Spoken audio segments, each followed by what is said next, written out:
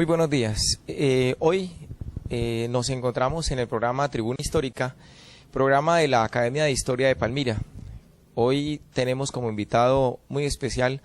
a David Hurtado, uno de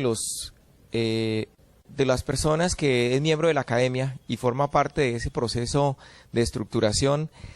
de la historia de nuestra ciudad, alguien que de una u otra manera ha tenido cierta interferencia sobre el proceso y organización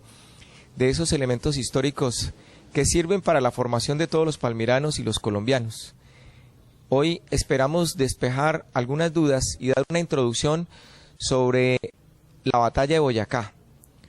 este elemento importante y trascendental dentro del desarrollo de nuestra historia y un grito importante dentro del proceso de libertad y que marcó una senda por parte de nuestra ciudad y por parte de nuestro país para la liberación del yugo español. Quisiéramos que David nos diera una introducción sobre el inicio de este proceso de la batalla de Boyacá. Muy buenos días, muchas gracias por la invitación a William y a los demás académicos de nuestra institución. Para decir y para dar una breve introducción sobre la gesta pues de Libertadora de 1819, la campaña Libertadora de 1819, situarnos un poquitico, me parece, William, en lo que es el contexto histórico de 1819, los antecedentes que tiene este acontecimiento importante para la fundación del Estado y para la conformación de la nación, y es todo el proceso de reconquista en cabeza del virrey Sámano y de Morillo y de Barreiro, el régimen del terror que establecen en la Nueva Granada y todo lo que representó eso en las huestes patrióticas, en las huestes republicanas, como por ejemplo Simón Bolívar tiene que prácticamente autoexiliarse, irse para las Antillas y desde allá empezar a organizar todo lo que va a ser la gesta libertadora de 1819. ¿Por qué no dialogamos un poquitico sobre eso, cómo se gesta esa cuestión? A ver, este es uno de los elementos trascendentales, ubicar a los televidentes dentro de este escenario, ubicarlos, cuál era el contexto que se estaba manejando a nivel nacional, a nivel de América, la situación que se estaba viviendo y la situación que se estaba desarrollando también en Europa, para introducirnos dentro del escenario de la batalla, para que los televidentes tengan dentro de su imaginación la situación que se vivía en ese momento y cuáles eran las órdenes de la corona española hacia el escenario americano. Sí, William. Yo quiero retomar algo que pues, a mí me parece trascendental, ¿no? Es cuando se exilia Simón Bolívar, se va para las Antillas, empieza a organizar todo lo que va a ser el proceso de liberación de la Nueva Granada y de los pueblos de América.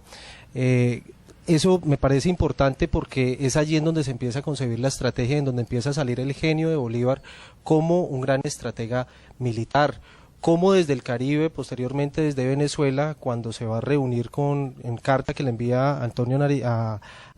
Francisco de Paula Santander, le pide que organice los ejércitos en Casanare. Santander empieza a organizar los ejércitos en Casanare mientras Bolívar evita el contacto bélico, evita la guerra con Barreiro en Venezuela, se viene por los llanos orientales,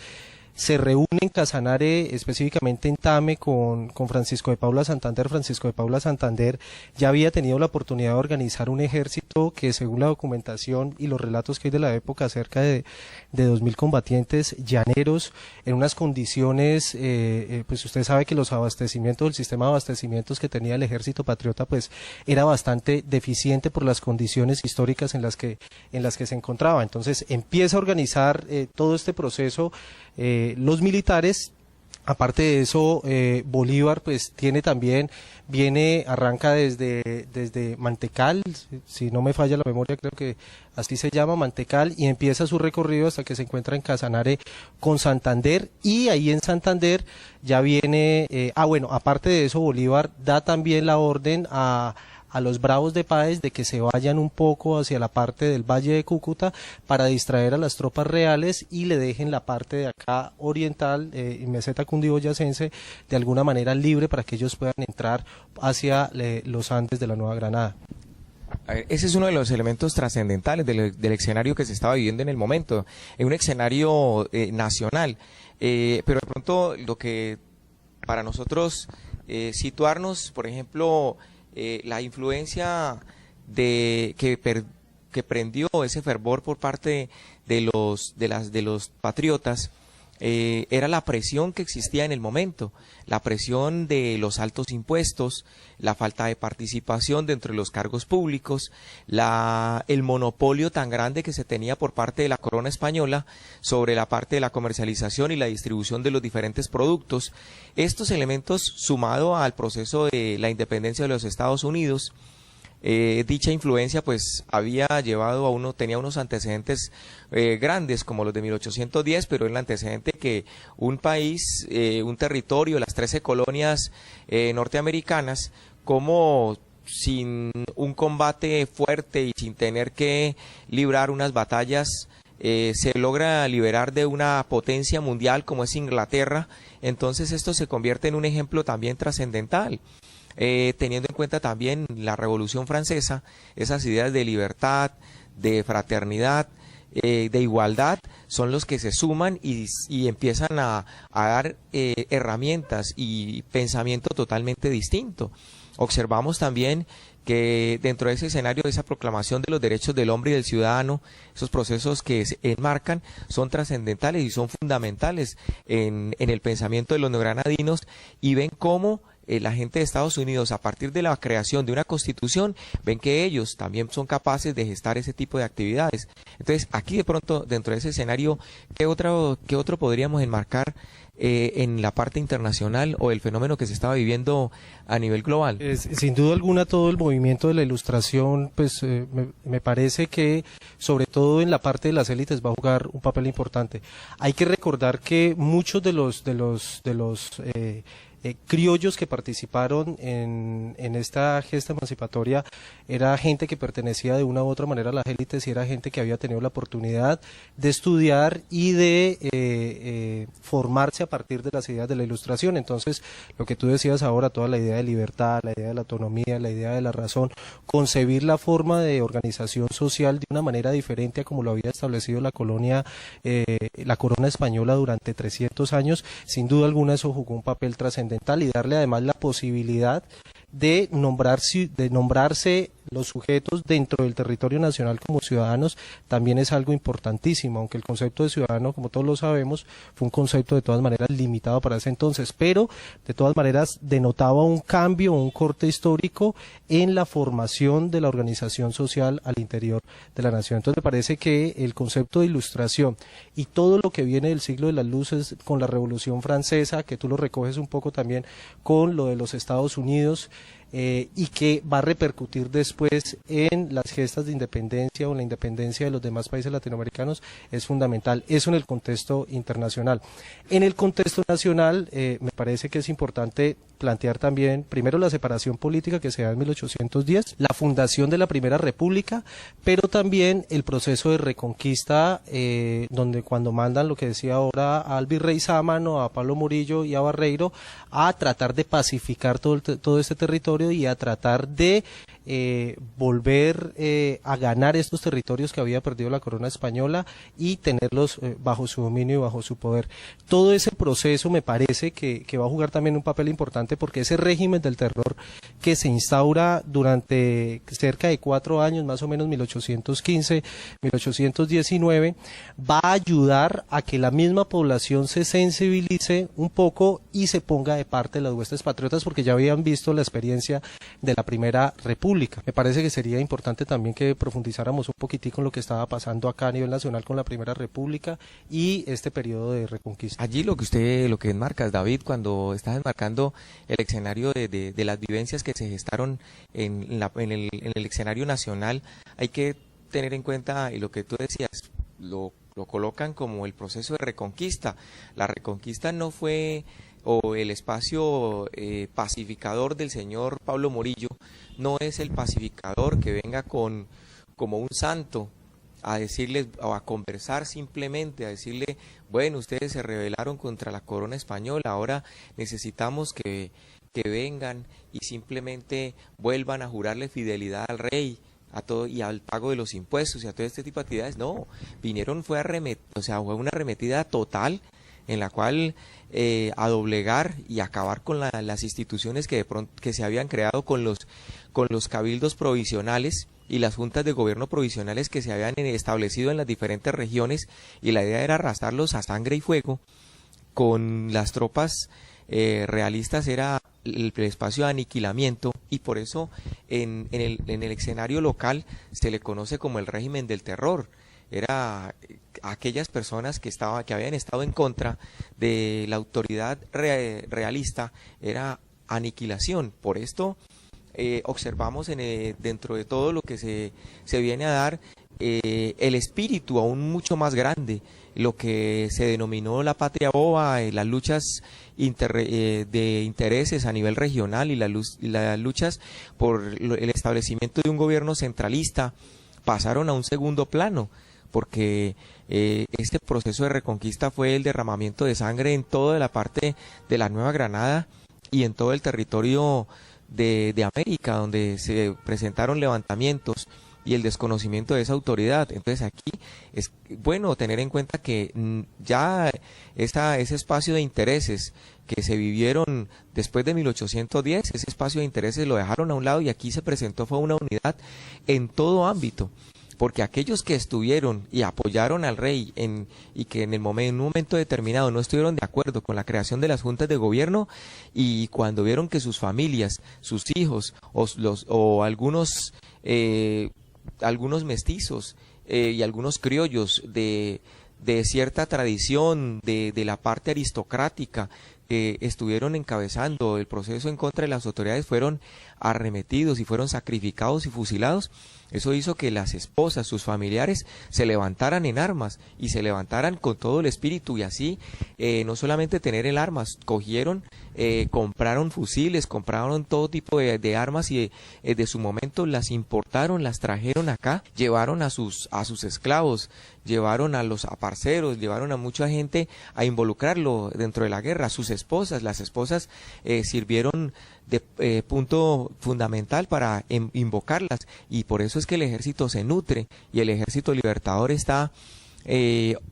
casi que estructurado en cuanto a hombres. Le faltaba era la estructura de la famosa guerra de guerrillas, que allí ese es el papel trascendental que juega Bolívar y que juega Santander. Pero esto es para tener en cuenta, porque de pronto van a decir, no, Bolívar fue el que arrasó, sí, pero detrás de Bolívar estaba el ejército, el resto de la población, el común de la gente, que de una manera grande llevaron y abanderaron estos procesos. Allí es donde tenemos que recalcar. No sé qué te parece esto, David. Sí, William, sobre todo ese uso desmedido de la fuerza por parte de los ejércitos realistas, me parece que es lo que hace que estas esposas de las que tú hablas, estos hijos o hijas de las que tú hablas, después cierren las filas y se entren de lleno a apoyar a los ejércitos patriotas. Ese sin duda me parece a mí un elemento muy importante de esta confrontación,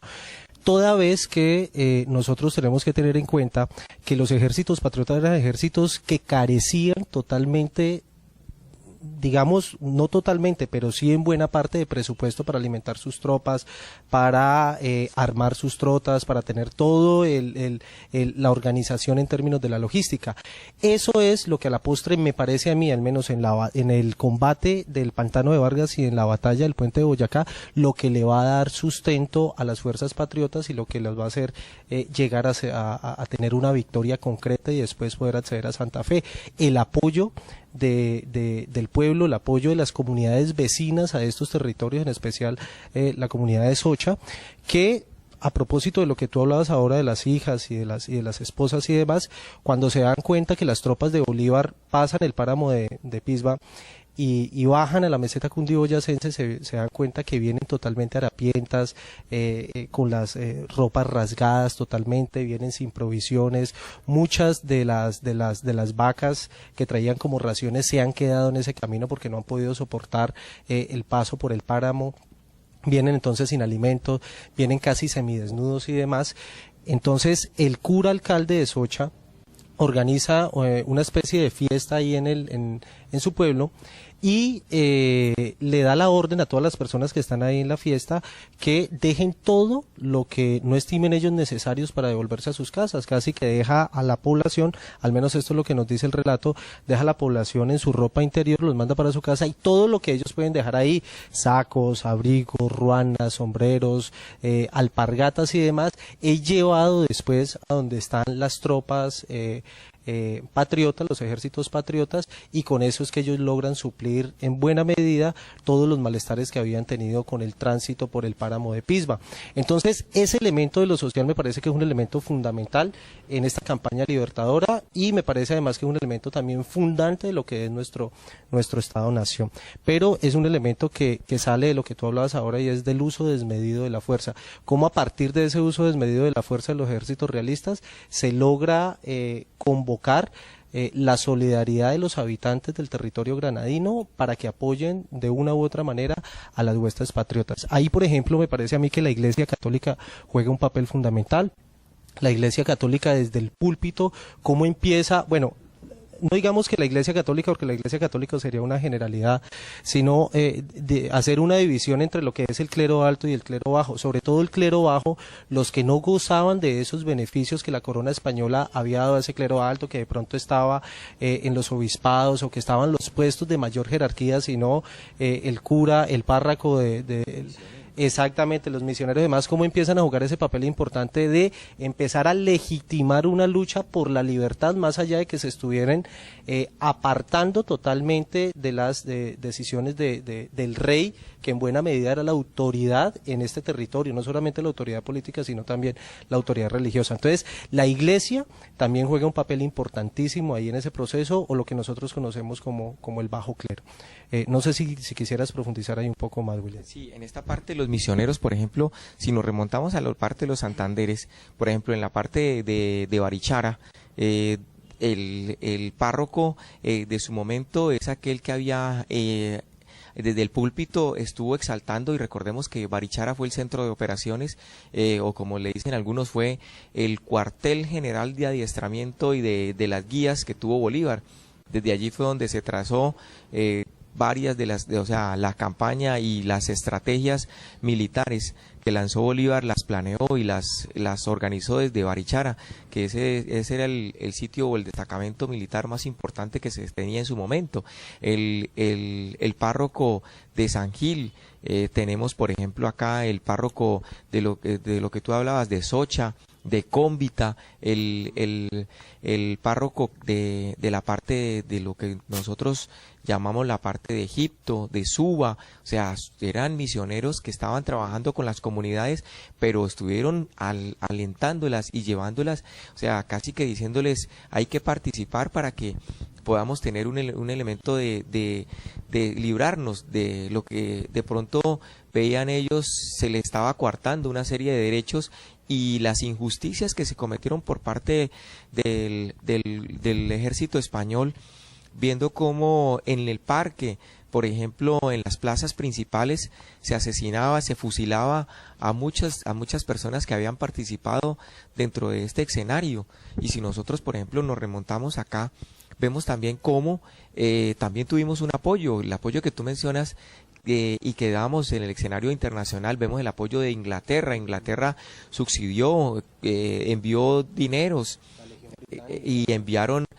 hombres para que participaran, y además de hombres enviaron armas, y esto fue un apoyo también importante. Allí en el puente de Boyacá, por ejemplo, se habla de la Legión y se está la placa como el espacio de reconocimiento de la participación de los ingleses en el apoyo que tuvieron contra a favor de los granadinos y en contra de los españoles. Eso también juega un papel trascendental. La otra era la defensa del territorio, demostrando que la riqueza que se tenía y ese espíritu nacionalista, ese fervor de la defensa del escenario es muy bueno.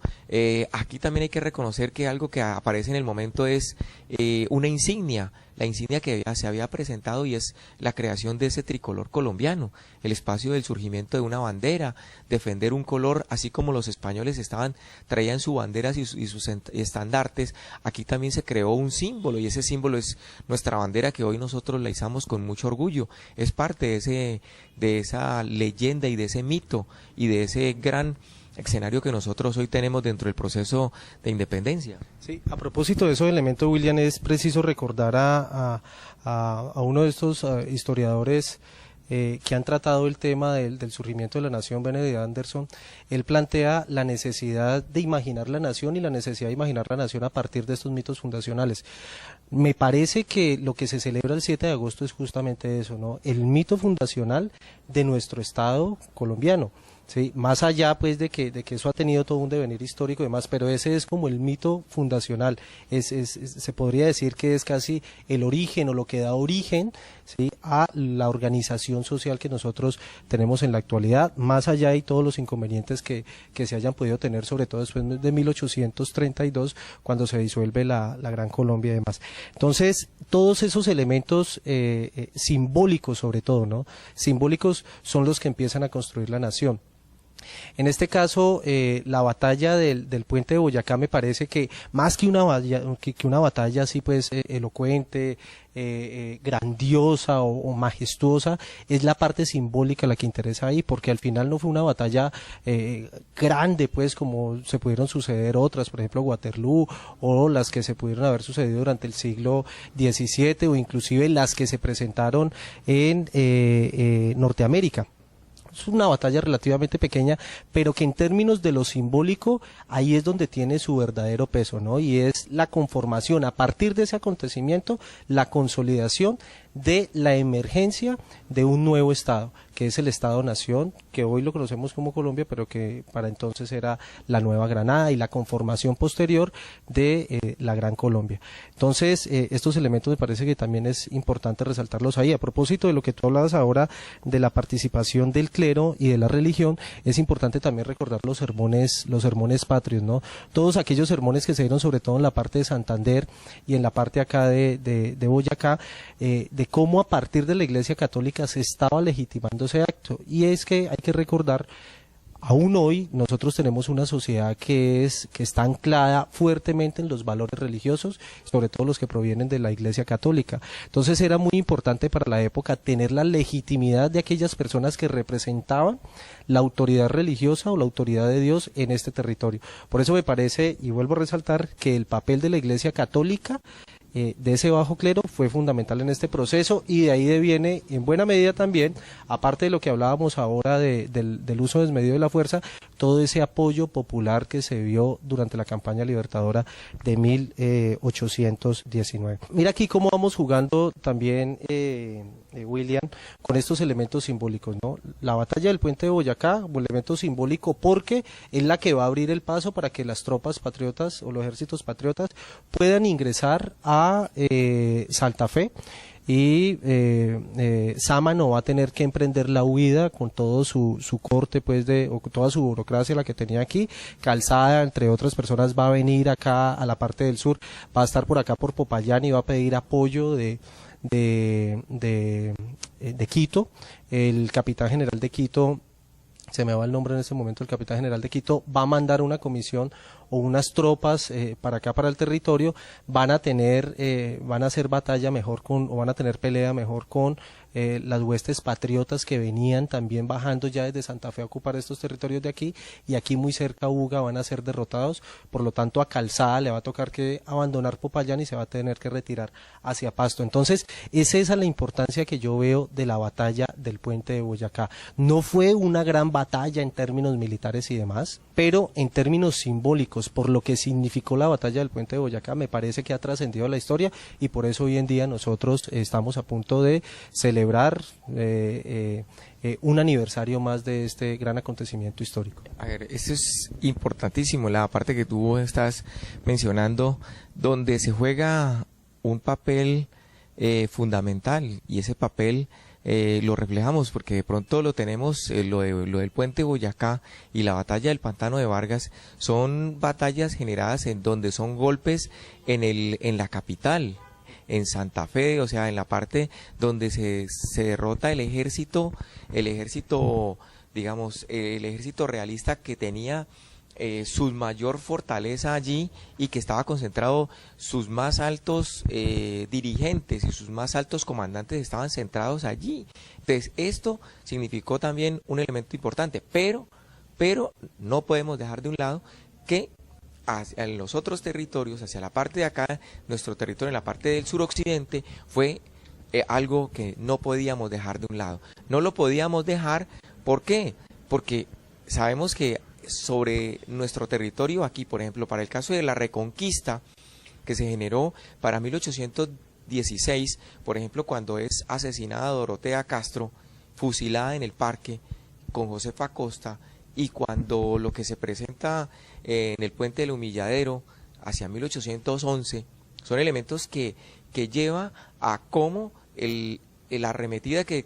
sometió el ejército realista pues llevó a la exaltación. Pues no podemos dejar, por ejemplo, también la participación de la familia Cabal Barona, la familia Becerra Cabal, quienes estuvieron y quienes su hijo, por ejemplo, como fue fusilado en el Puente de Boyacá, sus hermanos y toda su familia también se dedican a organizar este ejército. Y allí, por ejemplo, la mamá de José María Cabal Barona, cómo ella toma parte fundamental y ayuda a organizar un ejército de mujeres. ¿Por qué? Porque sus esposos algunos habían sido asesinados en el proceso de Reconquista, otros se habían ido para Santa Fe de Bogotá,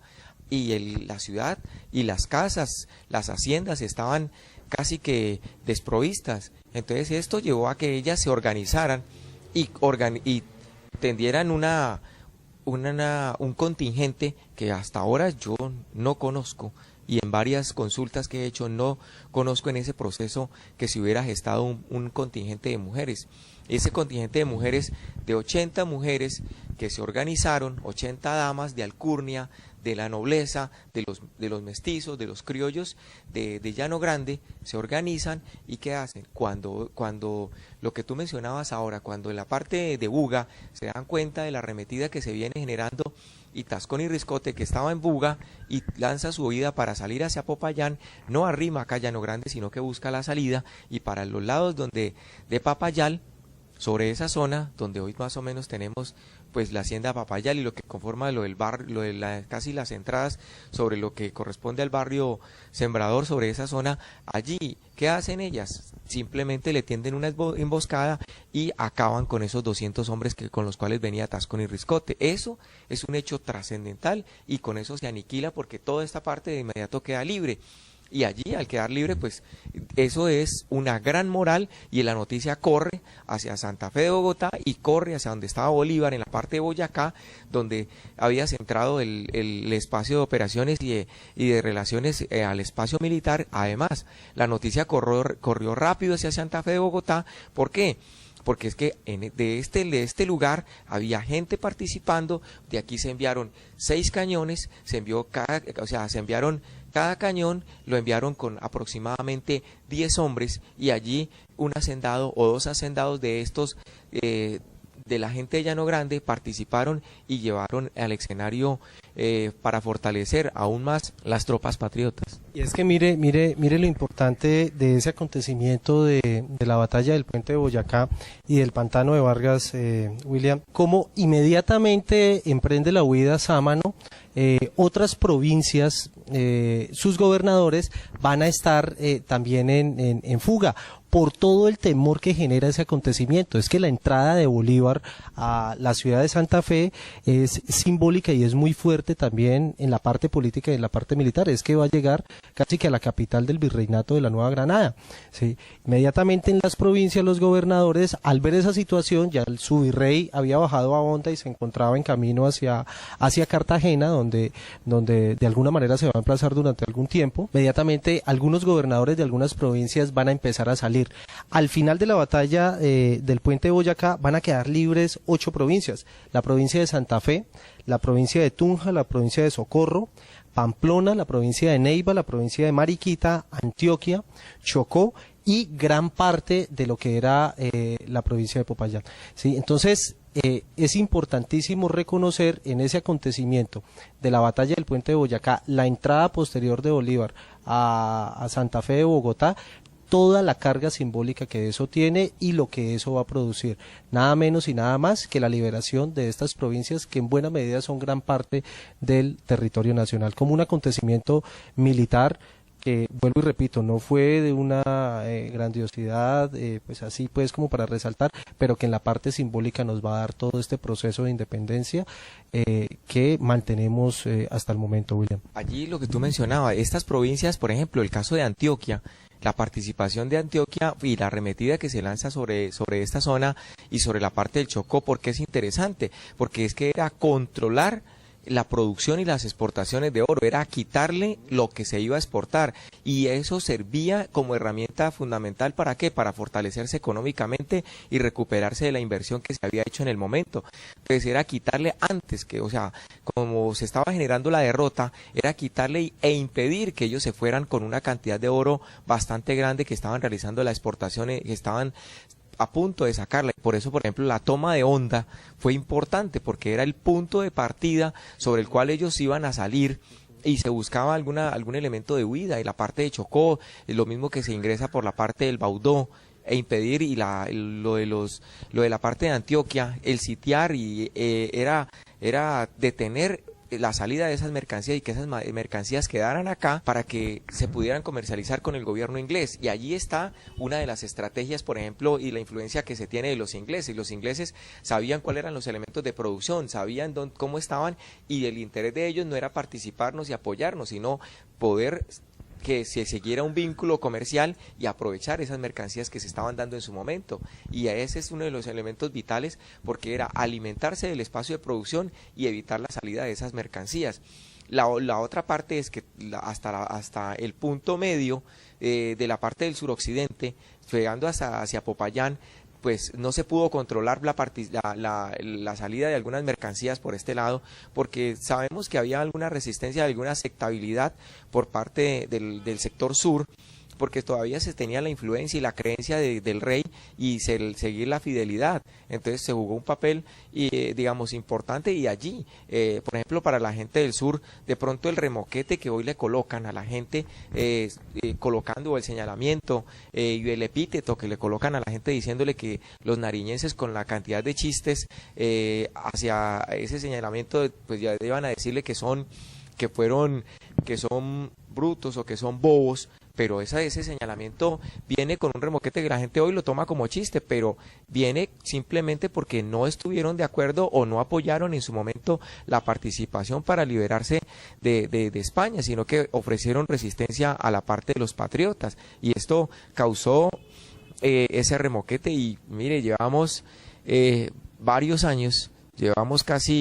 a cumplir casi 200 años, tenemos 188 años de ese proceso, y hoy todavía se sigue conservando esos chistes que de una u otra manera lo hace la gente, pero desconoce el surgimiento y la forma por qué se originan y por qué el señalamiento hacia la parte de los nariñenses. Ahí hay que recordar también el papel que jugaron las guerrillas realistas en el Patía, y el papel también que va a jugar posteriormente Agualongo, ¿no? Sobre todo en esa parte del sur. Pero mire, a propósito de los ingleses, William, pues a mí me gustaría destacar el papel del comandante de esa legión inglesa, de Jaime Rock. Este señor Jaime Rock, comandante de esta legión inglesa, va a morir a raíz de una herida que le van a propiciar en el combate del pantano de Vargas. Creo que tú ahora nombraste que la placa la habían ubicado en el puente de Boyacá, si no estoy mal. Se decide ubicar ahí por toda la carga simbólica que eso tiene, ¿no? Pero la herida que ahí le hacen es en el pantano de Vargas, y este señor, pues, hay que mencionarlo por todo el papel trascendental que cumple en esta campaña libertadora con la Legión Inglesa. Es decir, ese apoyo internacional que, como tú lo decías ahora, no solamente estaba en lo militar, sino que también estaba en una estrategia política, en una estrategia comercial de los ingleses, ¿no? Y era cómo podían, en buena medida, apoderarse de los circuitos comerciales, de la producción que se establecía desde acá, desde los territorios de la Nueva Granada, y cómo podían articular eso con los nuevos circuitos comerciales a nivel internacional, ya no dominados y monopolizados por la corona española, sino cómo los ingleses podían jugar ahí un papel fundamental y empezar a mover todas las cargas comerciales a su favor. Ese es un elemento importante que es lo que va a fundar posteriormente, o va a ayudar a fundar posteriormente, todo lo que es el capitalismo mercantilista en el mundo, si lo vemos desde una perspectiva, pues, del sistema mundo capitalista. Podríamos plantear esa cuestión. Entonces, ese apoyo internacional también fue importante. Más que lo militar, como tú lo decías ahora, es la cuestión estratégica de Inglaterra de apoderarse de los circuitos de producción que habían al interior del mundo granadino, William. La participación en este escenario, hay que remontarse y hay que tener en cuenta los elementos regionales. Y lo que tú decías ahora, el caso de Socorro, el caso de San Gil, el caso, por ejemplo, de Barichara, o sea, todos los Santanderes, la parte de la zona de los llanos, y la participación que se tuvo en la parte del suroccidente son elementos vitales, y ese apoyo lleva a que Bolívar de inmediato vea ese fortalecimiento, y creo que no nos podemos saltar o dejar que la gente no conozca, si de pronto, pero hay muchos de los palmiranos que conocen, y los invito a que de pronto visiten una placa que está en el Parque Bolívar colocada sobre la parte de la estatua, y hay una pintura que se encuentra en el Banco de Bogotá a su interior, y hay algo que nosotros tenemos enmarcado dentro de nuestro escudo de Palmira, y en ese escudo de Palmira hay un sol, y ese sol tiene su razón de ser. La razón de ser es que Bolívar, en su proclama de Pamplona, en noviembre de 1819, en esa proclama dice que el sol irradie sobre la población caucana de Palmira, que ha nacido como símbolo y ejemplo de libertad. Eso es un reconocimiento que le hace Bolívar a nuestra ciudad, y ojo, no le está haciendo reconocimiento ni a Pamplona, ni a Barichara, ni a San Gil, ni al Socorro, ni a Santa Fe de Bogotá, sino que dice que el sol irradie sobre la población caucana, y hace un señalamiento preciso. Porque de pronto nos pueden decir, no, es que de pronto está señalando a Palmira, una de pronto de las poblaciones que está sobre la parte del Magdalena, o que se encuentra, no, o la Palmira que de pronto se presenta en Venezuela. Y entonces ese tipo de interpretación es muy claro, y allí ese reconocimiento que le hace a la ciudad es porque tuvo hombres que estuvieron allá, las provisiones que se enviaron, el ganado, o sea, el envío de todos los víveres, de todo ese tipo de armas, y los hombres que participaron, porque no son menos de 40 a 60 hombres los que participan allí, y el solo hecho de enviar esos cañones significaba que esos cañones eran el alma vital. Por ejemplo, de lo que la gente comúnmente conoce, es un efectivo que estuvo siempre al frente, y Juan Cancio, por ejemplo. Juan Cancio era un mestizo que pertenecía a la hacienda de la familia Cabal Barona, y él era el que manejaba la artillería, y era el que estaba con el cañón al frente. O sea, era ese que le estaba colocando el pecho a la brisa, y nosotros desconocemos a Jacinto,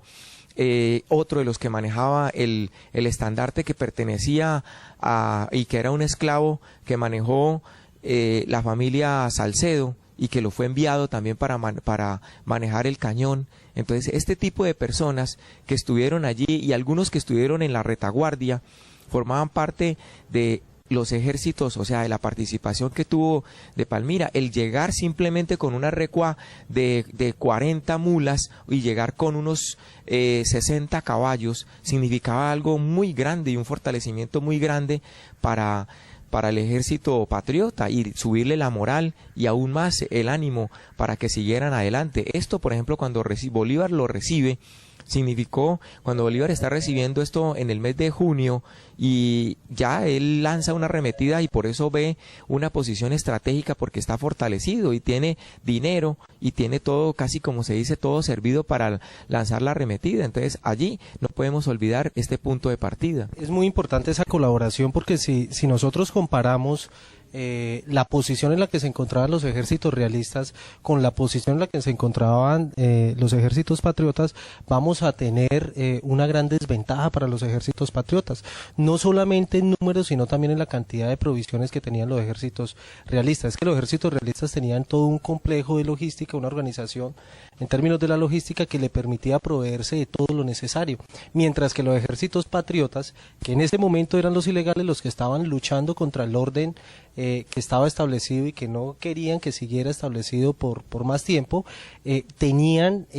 una compleja red, ¿sí?, de comunicaciones y aparte de eso también de abastecimiento. Entonces por eso el apoyo que van a recibir desde acá, desde Llano Grande, en términos de lo que tú dices de los cañones y del ganado que va a salir de aquí, es sumamente importante para ese ejército. Mire, haciendo comparaciones entre ese ejército realista y ese ejército patriota, nosotros tenemos en número, por ejemplo en número, los ejércitos realistas llegaban a un total de 2.800 personas, al menos para lo que fue los acontecimientos de ahí de la batalla del puente de Boyacá. En cambio, los ejércitos patriotas en número para tal acontecimiento llegaban a 2.120 efectivos, es decir que había una ventaja en número y en lo que yo te estaba diciendo ahora de los abastecimientos y toda la cuestión de la logística. Ahora imagínate el tránsito que hicieron para llegar a eso que conocemos como la meseta cundiboyacense o a la parte de Tunja, desde los llanos, con unas circunstancias ambientales, con unas circunstancias naturales completamente adversas. Ahí es donde aparece el genio de Bolívar, el genio militar de Bolívar, de no haber querido acceder por acá, por la parte de Cúcuta, haber mandado a los bravos de Páez para esa región para despistar un poco al ejército real y haberse venido por los llanos orientales porque sabía él que el ejército realista nunca se iba a imaginar una embestida por esta parte de acá de los llanos orientales y mucho menos por el páramo de Pisba, que era un lugar inhóspito. Bolívar sabía que ese lugar en tiempo de verano lo recorrían de vez en cuando, muy pocas veces, y que en invierno justo en las condiciones ambientales que ellos van a llegar al páramo de Pisba en invierno era totalmente desalojado. Entonces van a caer por el páramo de Pisba y va a lograr dar ese golpe militar tan efectivo como fue la batalla del puente de Boyacá y la del pantano de Vargas. Entonces esas pequeñas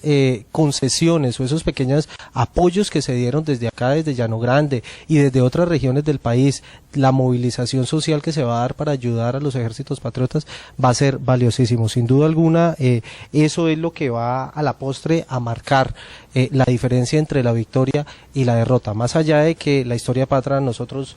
pues nos enseñó pues que en medio del fragor del combate salió el general Rondón y Bolívar le dijo: vea, comandante, salve usted la patria, y entonces se fue con parte de su caballería y acabó con el ejército real. Me parece que ya eso hace parte más como del mito fundacional del que hablábamos ahora, pero realmente lo que va a marcar esa diferencia entre la derrota y la victoria que va a ser la fundación del Estado-Nación que tenemos en la actualidad, va a ser el apoyo social, el gran apoyo social con el que contaron los ejércitos patriotas de entonces, en donde Llano Grande jugó ese papel tan fundamental que tú nombrabas ahora, William. Y lo que tú mencionas allí es vital, porque la topografía, sabemos que la topografía de nuestro territorio es bastante agreste y ellos jamás se imaginaron que esa topografía ellos iban a tomar ese rumbo por ese páramo de Pisba, esa caída, y que lo hacen no solamente en un solo rumbo, sino que se abren en 3 grupos, y esos 3 grupos son los que cuando menos piensan en el ejército realista se ve invadido, y allí es que logran darle el golpe final, que era lo vital para ese momento, Sabemos que las condiciones en el momento, por ejemplo, cuando se presenta la neblina y, por ejemplo, en horas de la mañana sobre la parte de Boyacá, sabemos que la visibilidad está a escasos 2 metros las condiciones son muy difíciles, las condiciones también. Bolívar por eso había partido el grupo y previendo que los fenómenos climatológicos los afectaran, pero también la moral que se tenía por parte de ellos, porque era a ver cuál de los grupos, casi que la competencia, cuál de los grupos llegaba primero y llegaba en mejores condiciones, y ese grupo era el encargado de derrotar a los españoles. Entonces era un reto que se habían colocado entre ellos, entre este grupo, para llegar allí y salir avantes. Y lo que usted mencionaba al inicio del programa es cómo ese grupo estaba con sus trajes todos raídos, muchos de ellos, o sea, casi que, como se dice, desarrapados, porque los españoles en algunos escritos, algunas narraciones dicen que andaban desarrapados, que casi que usted se puede imaginar si hoy nosotros con una camisa con una simple camisa nos da el frío más tenaz. Ahora ellos casi ya sin camisa y con ese fervor salir a afrontar ese tipo de acciones fue bastante valeroso, y allí está el orgullo con el cual de pronto se exaltan este tipo de acciones y se exalta la valentía y la gallardía que lanzaron, o sea, ese fervor patriótico, la defensa del territorio, el sacar adelante ese tipo de las ideas que se estaban gestando y el impulso que le habían dado, porque no era solamente el ayudar, el colaborar con lo que le estaban diciendo los hacendados, los ideólogos y los que los habían llevado allá, sino que ya era el fervor, la defensa de sus compatriotas que habían caído en combate, era vengarse contra los españoles, era sacarlos y aniquilarlos, aunque suene de pronto cruel, pero era ese fervor de venganza que se tenía en el momento, y era tomar posesión y devolver a un espacio de unidad y un espacio de tener el poder para que se generara una justicia y se diera una mejor organización y una proyección que más tarde se podría convertir en una república, y le colocaban como ejemplo la conformación de un bienestar que había servido, por ejemplo, de modelo por parte de lo que había sucedido en Estados Unidos. Entonces esa imagen la transmiten y la llevan a cabo ellos acá. Entonces esa imagen es la que le representan a la gente y esa exaltación. Por eso lo que tú mencionabas ahora, el hecho de los escenarios históricos, los espacios gloriosos, el llevar a la idealización de las gestas de Bolívar en los escritos del momento, los escritos historiográficos que se hicieron, era simple la exaltación y colocarlo y dosificarlo. Por eso, por la valentía y la gallardía, no solamente de él, sino de todas las personas que participaron en ese proceso. Mira, a propósito de lo que hablabas ahora de las condiciones, de lo que hablábamos de las condiciones naturales, ¿cómo puede ese ejército sobrevivir a tales condiciones? Hay que tener en cuenta que era un ejército, al menos que estaba siendo comandado por gente supremamente joven. Bolívar tenía para el tiempo 36 años, el comandante del Estado, el jefe del Estado Mayor, que era Sobleta, tenía 31 años, el jefe de la división de vanguardia, que era Francisco de Paula Santander, tenía 27 años, y el jefe de la división de retaguardia, Anzoátegui, tenía 28 años. Entonces eran personas brillantes en términos intelectuales porque habían sido formadas, tenían una formación ilustrada, una formación europea, pero eran también personas muy fuertes, muy ágiles en el campo de batalla. Entonces ese es un elemento también que hay que destacar ahí. Además, otro elemento que me parece que deberíamos destacar en cuanto a la cotidianidad de la tropa la cotidianidad de la milicia es la cantidad de deserciones que se presentaron en el momento. Creo que cuando Bolívar llega a Paya, si no estoy mal, no recuerdo bien, si es en Paya, él lanza una proclama en Paya a los granadinos y plantea también la necesidad, lo establece como manera de decreto, da un ultimátum para que se presenten todas las personas de entre 15 y 40 años para que apoyen los ejércitos patriotas. Toda aquella persona que no se presentara, pues iba a tener sus consecuencias y iba a ser declarado como enemigo. Lo mismo van a hacer, por ejemplo, desde los ejércitos reales van a tener una actuación más o menos similar, llamando y convocando a todas las personas para que vayan a apoyar ese proceso militar militarmente de lo que fueron el Pantano de Vargas y el puente de Boyacá. Ese es un elemento también que quería rescatar ahí, ¿no? La necesidad, después de todo el tránsito que van a hacer por los llanos, por el Casanare, por los Andes, y cuando van a llegar a Tunja, la necesidad de propiciarse no solamente elementos para su mantenimiento, sino también de mayor material humano que les ayudara a soportar la batalla pues que iban a tener con las tropas reales o con los ejércitos del rey que estaban ya ahí apostados casi que a las puertas de la gran capital que era Santa Fe. Un elemento también para tener en cuenta. Otra cuestión, la disparidad que había en el vestuario. Mientras los mientras los españoles estaban totalmente vestidos haciendo gala pues de ese poderío, de la sensación que tenían inclusive de victoria. A propósito de eso, Barreiro y Sámano se burlaban de las tropas patriotas porque supuestamente eran unas tropas harapientas, y tú lo decías ahora, muy mal vestidas. Se burlaban de eso y decían que cómo iban a poder combatir contra ese tipo de personas que ni siquiera tenían ningún tipo de organización. Pensaban sencillamente que era una diáspora que estaba tirada sobre el campo de batalla y que peleaban de cualquier manera, sin tener en cuenta el papel en lo militar tan fundamental que tenía Bolívar, un Sobleta, un Anzoátegui o un Francisco de Paula Santander. Mientras los españoles estaban muy bien vestidos, con todo su armamento, con sus pistolas, con sus lanzas, con sus trajes finamente adornados, los ejércitos patriotas estaban en ese sentido muy mal provisionados. La gran mayoría de la infantería no tenía ningún tipo de uniforme, casi que andaban con su ropa interior, con un calzón o con alguna camiseta, con alguna camisa para estar en pleno páramo. De pronto tenían vestimenta los generales que iban al mando de los ejércitos. La caballería tenía, como eran llaneros, tenían su típico traje llanero, su sombrero de ala ancha, iban con su lance y demás y sus respectivas alpargatas. Y entonces lo que podemos ver es una gran disparidad en ese sentido, William, entre lo que eran los ejércitos del rey y lo que eran los ejércitos patriotas. Sí, lo que tú mencionas, esa disparidad también, la formación, el uniforme, su uniforme y con toda la preparación militar porque ellos venían directamente de una milicia que había un adiestramiento que habían tenido, pues venían lógicamente del continente europeo y era una organización bastante fuerte, una preparación de más de 1 o 2 años, y que era la